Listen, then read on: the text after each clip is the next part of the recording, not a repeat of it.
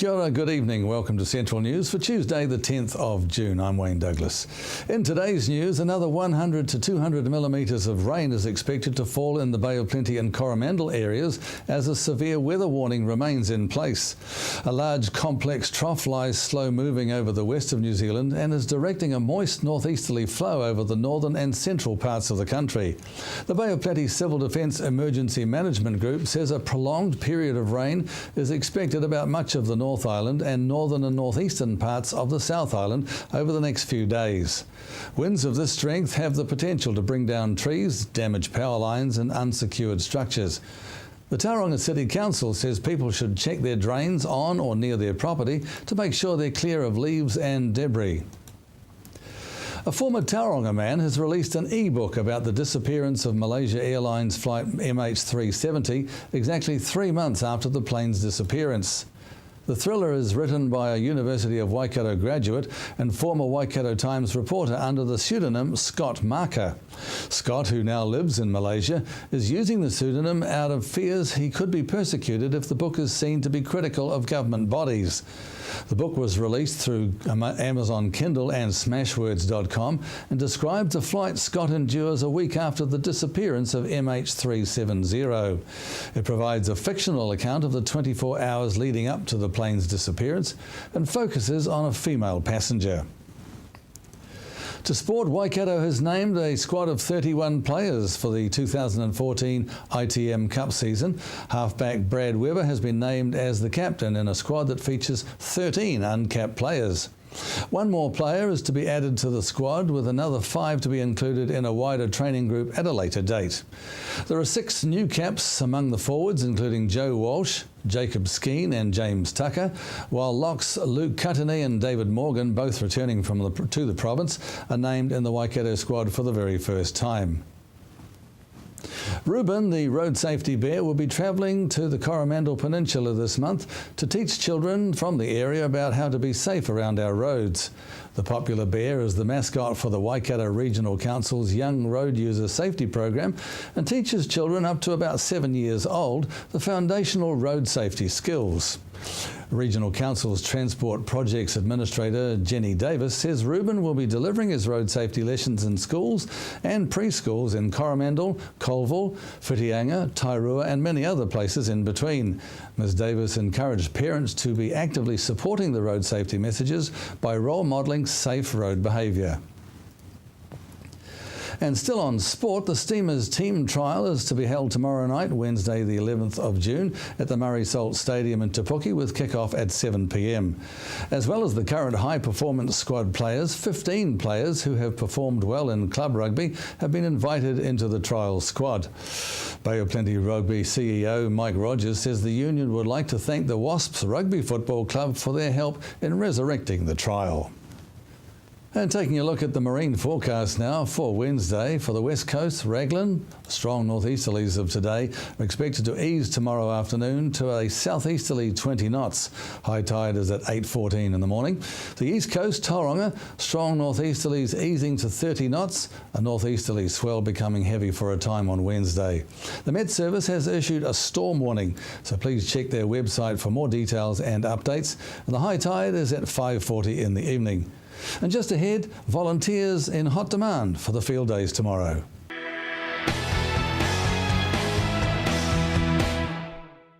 Welcome to Central News on TV Central. The field days start tomorrow, and Anne-Marie spoke with Field Days Commercial General Manager Nick Dromgoole, who explained how thankful they are for volunteers at this time of the year. Look, we have 150 passionate volunteers, and some of those volunteers that are on site for our 46th year were here on day one of Field Days at Te Rapa in 1968. That is the value of them, that is the knowledge that they have, and they're all very, very keen to give us their views and opinions on the site setup and how we should be running the event. So they're delightful people, and we are so indebted to their contribution they make to this wonderful event. That's absolutely fantastic to have that longevity and knowledge in volunteers. What areas do they help in? They help in every part of this event. Setup, hosting, parking, directional just assisting people, information, just so valuable. And as I said before, so much knowledge that comes with them. Without them, it would be very difficult to deliver such a wonderful event. The New Zealand National Fencing Championships will be held at the Field Days. Tell me about them. Yes, and fencing is taking on a new dimension this year. We have the Fencing Championships, which consists of 4 events. And in addition to that, we've got the speed fencing, which is it's a unique fencing competition developed by Jim Fairbrother of Fairbrother Industries. And over and above that, we've even invested in a fencing demonstration area. So people who are wanting to come and learn and see new technologies in fencing and how relevant it is to their particular lifestyle block or farm, it's all here in one place. There's a lot more to fencing than just battens, wires and nails, isn't there? Yes, but again, we're still respecting that fencing competition and where that's come from, and that is it is the Olympics of the fencing competition. PGG Wrightson and Xero have joined Field Days 2014 as strategic partners with the premier theme, Managing Resources for a Competitive Advantage. Tell me about that. To me, the joint premier feature partners are an outstanding partnership. PGG Wrightsons represent 175 years of servicing the rural sector, and Xero are using technologies to enable and create opportunities in the financial sector and particularly as it relates to managing resources. Our resources are important. Water, on the back of 2 droughts, feed supplements, but again, financial and human resources are all part of the Premier Feature strategy. Nick, thank you for your time. And for more details, you can go to fielddays.co.nz. After having great success in the Innovation Den and Innovation Centre at the Field Days last year, Patrick Roscombe is returning to Field Days 2014 with a new and improved Gudgeon Pro 5-in-1 gate hanger. Anne-Marie caught up with him to find out what changes he's made and what his next big challenge is. Patrick, welcome to Central News. You've got the Gudgeon Pro 5-in-1 gate hanger. You had great success last year at the Field Days and you got a lot of feedback, so you went away and you listened to that feedback, didn't you? Yes, I did. So it's adjustable now to fit different gates. Who gave you the feedback? The farmers did. That was Field Days. I had my little stall for grassroots in the Innovation Centre, and I had lots of farmers come up to me and said, good on you, but it had to be adjustable. So you must be pretty pleased that you listened to them and also that they gave you that advice. Yes. What's the ride been like the last year? Oh, it's been a roller coaster. Like we have a little rest and then you go up again and then you got a little rest and then up again, yeah. You've been all over New Zealand, haven't you? Yeah. Tell me about that. So I've been over to Hamilton, been doing all my design work and production, been to Auckland for marketing and all sorts of stuff.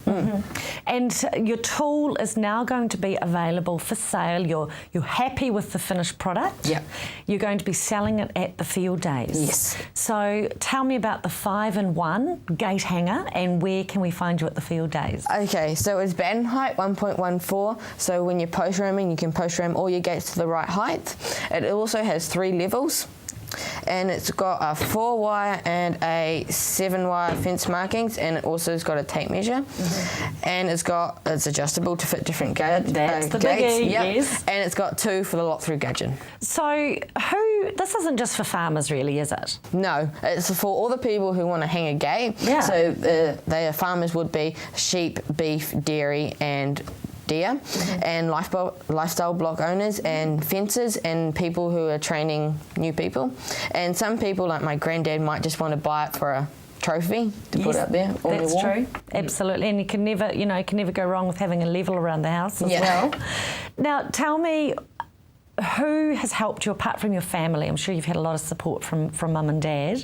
Who else has helped you the last year? So I have Field Days have helped me to get into Field Days, and so Soda Ink for all the business help, and Inex for my aluminium extrusion, Vodafone for my marketing, and Alpac have helped me heaps because they helped me do my design and got this to get manufactured.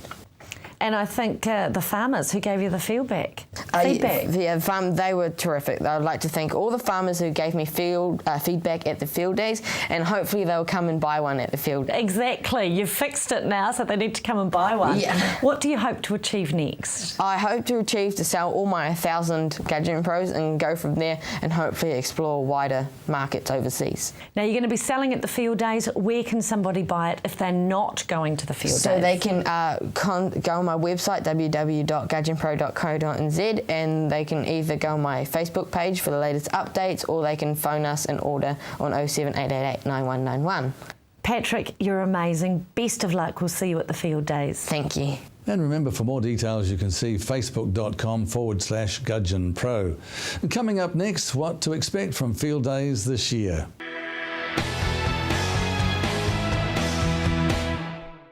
Welcome back. Field Days was first held in Te Rapa Racecourse in 1969 and attracted an estimated 15,000 people. Today, they are the biggest agricultural field days in the Southern Hemisphere and attract over 120,000 visitors from an average of 38 countries over the 4 days they held at Mystery Creek.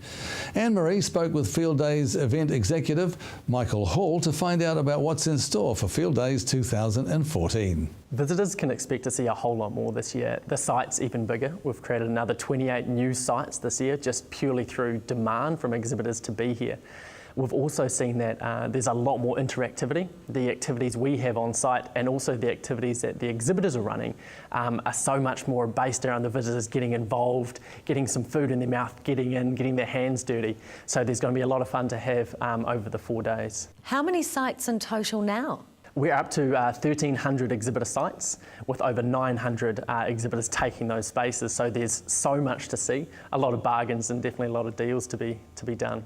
As always, there'll be innovations and competitions, and the Field Days Ag Artwear competition is in its 20th year. It's stronger than ever, and you've got a gala dinner this year. That's right, yeah, we're celebrating the 20th year this year. We've brought on Anna Stretton as the head judge, which is going to take the competition to a whole new level. She's incredibly experienced and well-rounded in that fashion circle. She's got over 210,000 likes, followers online. She's got 30 stores and she's written 3 books. So she's got a really sharp eye, and it's going to be really interesting to see how that plays in the competition. We'll be holding a gala dinner in Hamilton City at the Clarence Street Theatre. That will be on Friday the 13th. Of June during the night, and tickets are available for that at the moment on Ticketek. Innovation really sums up what the Field Days are all about. Tell me about the Innovation Awards and the Innovation Centre at the actual Field Days. Yeah, you're absolutely right. Innovation is one of the cornerstones of Field Days and of the event, and we're incredibly passionate about it. The Innovation Centre has actually grown this year, so we've partnered with Vodafone again this year in the innovation sector.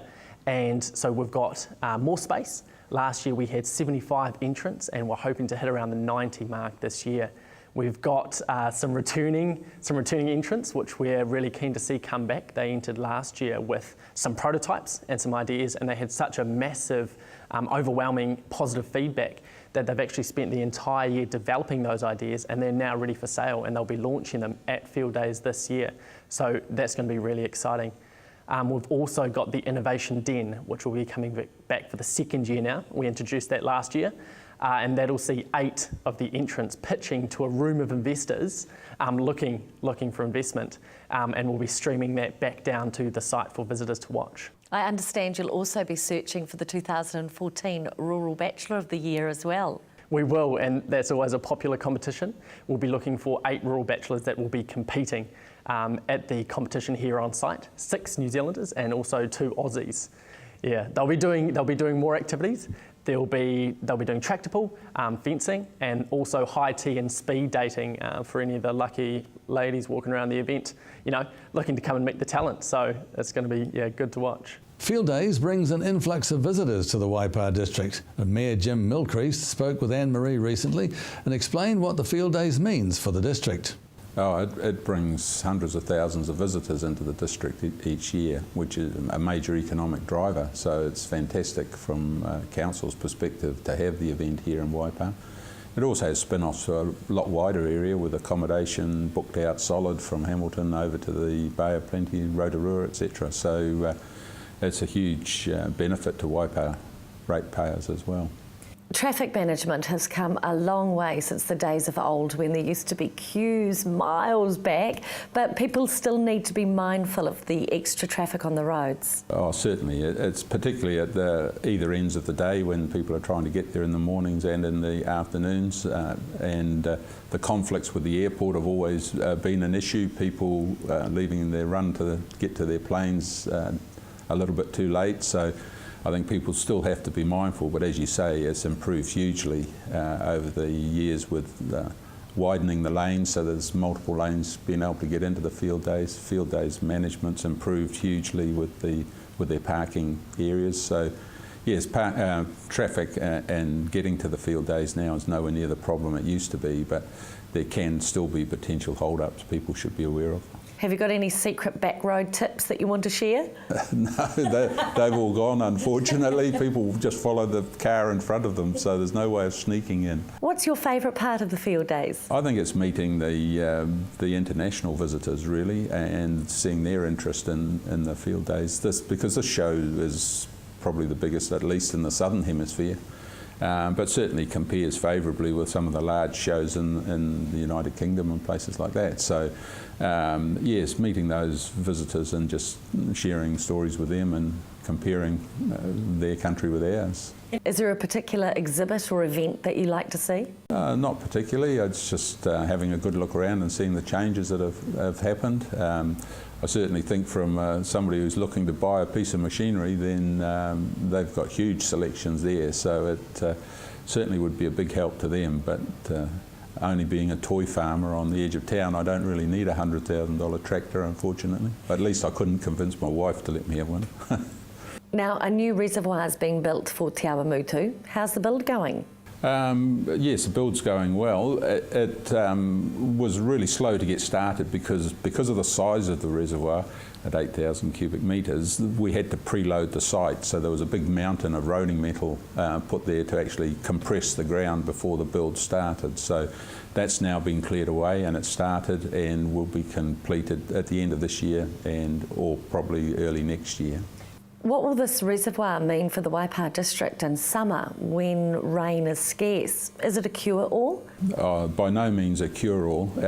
We need to manage our water supply. It only provides, with our existing facilities, a 2-day buffer if we have a break in the main. So people still need to be aware that this won't just mean that they can have unlimited supply over those summer months. Coming up next, the old favourites of field days.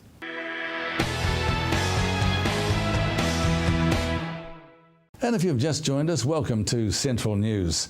As always, there will be new innovations and the perennial favourites. The tractor pull and fencing competitions are back, and according to Field Days event executive Michael Hall, better than ever. Anne-Marie headed along to Mystery Creek Event Centre to find out more. That's right, yeah, they are always definitely well attended. The tractor pull competition is bigger than ever. We've got a new exhibitor challenge, which will see some of the companies on site actually going head to head. And we also have a return of the modified tractors. So these are pre-85 tractors, but they've got up to 600 horsepower motors bolted into them, and it's really exciting to watch. Down in the fencing area, we have a few competitions running. We've got the Golden Pliers, which is one of the oldest competitions we have, and these guys are incredibly talented and really technical fencers, and it's a really good watch. We also have a speed fencing competition, and we also have demonstrations so that the visitors can come along and learn how to build a fence and actually take that home and maybe fix the wife's fence for them. These two competitions really draw the crowd, don't they? What makes them so popular? I think the tractor pull really appeals to the petrol head in all of us. It's loud and it's in your face and they're really grunty, and it's just a really good watch, and I think you can't really walk past it without going over and seeing what's going on. The fencing is really interesting, and there's a good range of activities going on over there. So you've got the Golden Pliers, the Silver Spades, which is actually a doubles competition, and then also the Silver Staples, which is a youth competition. And like I say, these guys are the best at what they do in New Zealand, if not the world. And it's really, I think the visitors find it incredibly interesting to see that level of talent, and it really showcases what New Zealand fencers can do. Yeah, so they, like you say, definitely always well attended. The Field Days number 8 Wire National Art Award brings a little bit of culture to the Field Days. Tell me about it. It does. So that's another competition we have held in Hamilton City, and again that's even bigger this year. The prize money for first place has doubled. So last year that was $4,000. It's now $8,000 for the best sculpture. And we've got a new head judge, Greer Twids, who's actually known as the godfather of sculpture in New Zealand, and he's got over 50 years experience with exhibitions. So he's an incredibly talented guy, and we're really excited to have him on board for the competition this year. Now, you've got Josh Emmett, who's a celebrity chef and the Master Chef judge. He's going to be cooking at the field days. What will he be doing? So he will be doing 3 live demonstrations a day in the field days in the kitchen theatre in Kiwi's Best Kitchen. So he's a Waikato born lad, and he's really passionate about field days. We had him here last year and he loved it, so we're really excited to have him back. The Kiwi's Best Kitchen has got a fully packed theatre timetable. So there'll be some of New Zealand's best primary produce showcased in that kitchen. And we also have the Good George Brewery, who are a local brewery here in Hamilton, running a bar on site as well. So that'll be really good just to sit down and kick your feet up. Of course, Field Days starts tomorrow at Mystery Creek Events Centre until the 14th of June, so make sure you get along.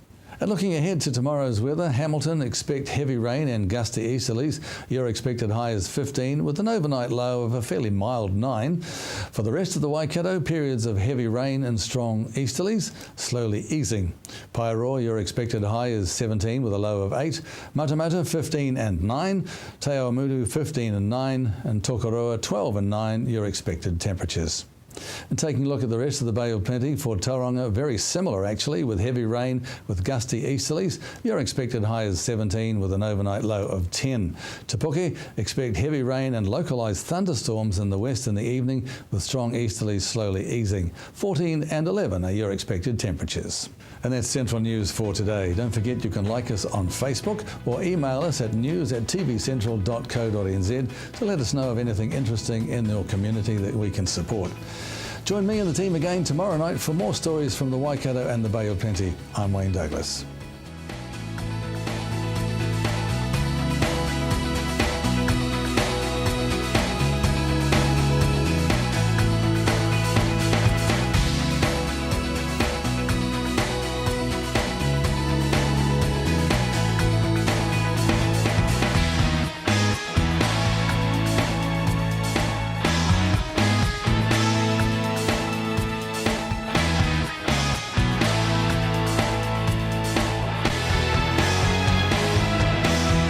This has been an Alpha Media production, a division of Television Media Group. Supporting local content so you can see more of New Zealand on air.